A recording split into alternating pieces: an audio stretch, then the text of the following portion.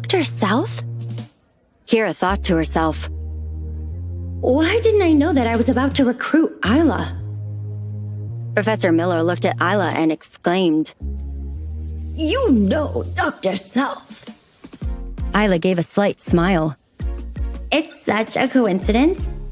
My mom helped Dr. South get through school back in the day, so after Dr. South graduated, he found my family and said that my mom was his lifesaver.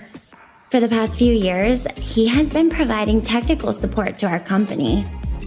He wouldn't refuse any of my requests. Kira raised her eyebrows slightly. When she was young in the Olsen family, she relied on Mrs. Olsen's care to grow up. Therefore, after she had her own career, she contacted Mrs. Olsen under the name Dr. South and invented that story so that she could have a reason to repay Mrs. Olsen's kindness.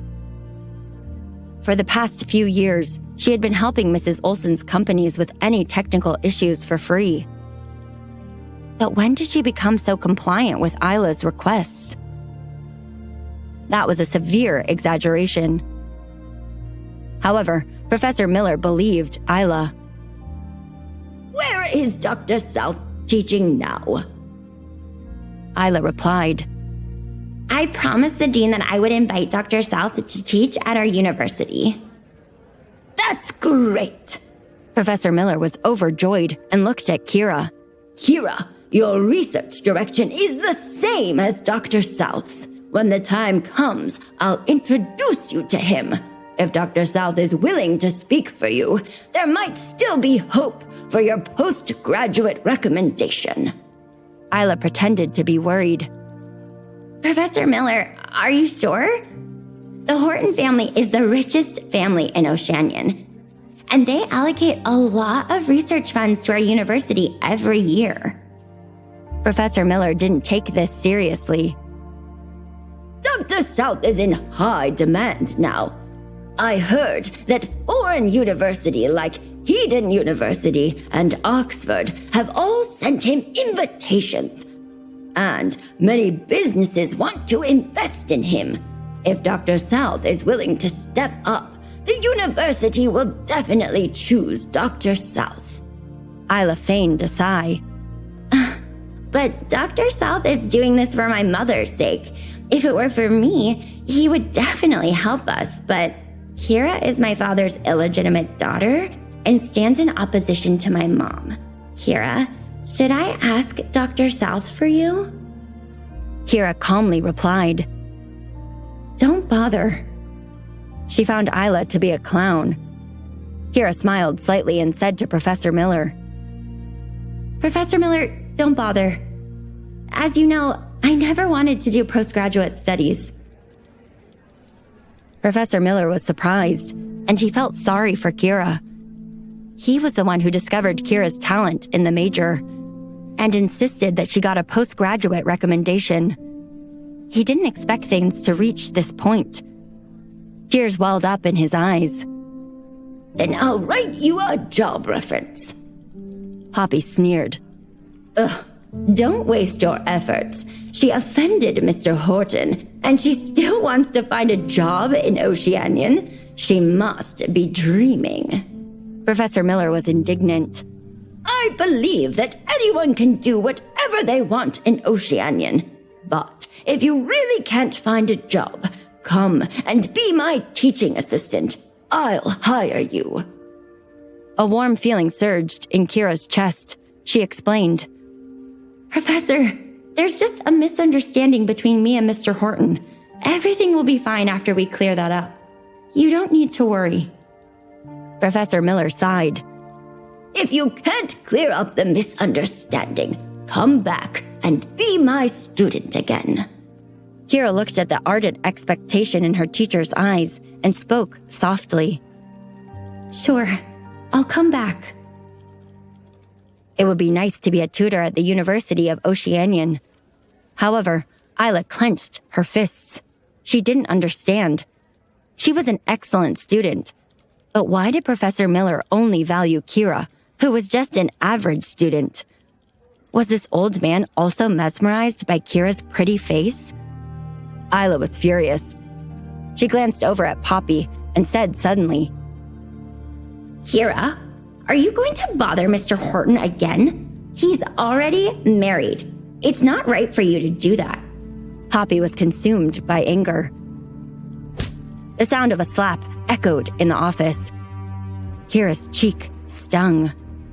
She couldn't believe that Poppy would slap her in front of Professor Miller. Poppy showed no remorse at all. She pointed at Kira's nose and cursed. You ungrateful wretch. After a few years, I see you've forgotten the rules of the house.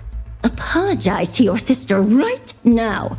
Promise that you'll never see the Hortons again. The warmth in Kira's eyes slowly faded, leaving only coldness.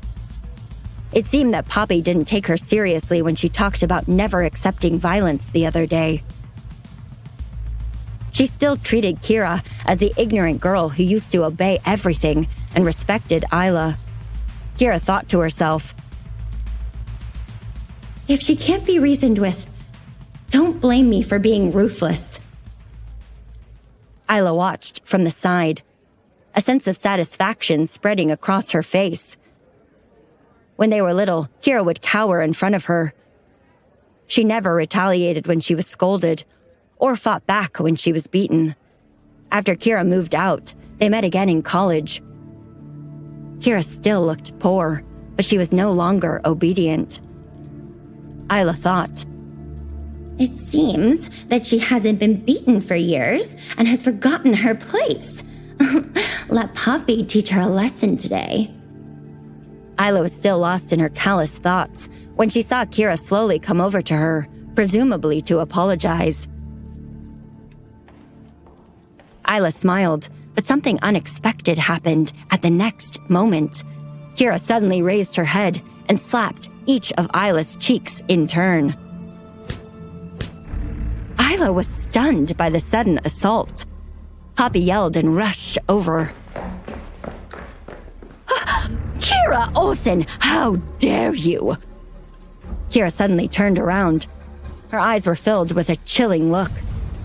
She looked like a demon who had crawled up from hell. Poppy was frightened by her demeanor and froze in place. What are you going to do, you ungrateful wretch? I'm your mother. Are you actually going to raise your hand against me? You beast. Kira's voice was cold, and she stressed each word. You're a heartless mother. So don't blame me for my actions. Stop casting judgment on my life. Otherwise, whatever you do to me, I'll make Isla suffer double the amount. She turned away from them and bowed deeply to Professor Miller. Thank you for looking after me over these 4 years. I'll be back. Having said this, she turned around without hesitation and left. It wasn't until Kira left the room that Poppy came back to her senses. She quickly rushed to Isla's side. Oh, Isla, are you okay? How dare that hit you? That's outrageous. Isla touched her swollen cheeks, her body trembling with anger, but she calmly asked, where did she get the courage to do this? Poppy was stunned. Does Mr. Horton really take a liking to her? That's impossible. She's married. How can Mr. Horton like damaged goods? Isla felt the same. But thinking about Kira's enchantingly beautiful face, Isla suddenly felt unsure. Professor Miller was shocked by everything that had happened. He looked at Poppy incredulously. When he heard her foul language, he couldn't help but wonder. Is she really Kira's mother, not Isla's? He didn't know if it was just his imagination, but Professor Miller suddenly felt that the two women in front of him looked somewhat alike. Just as Kira walked out of the school gate, Samuel called. Boss, I figured it out. I know why Lewis claimed to be married, but doesn't know who you are.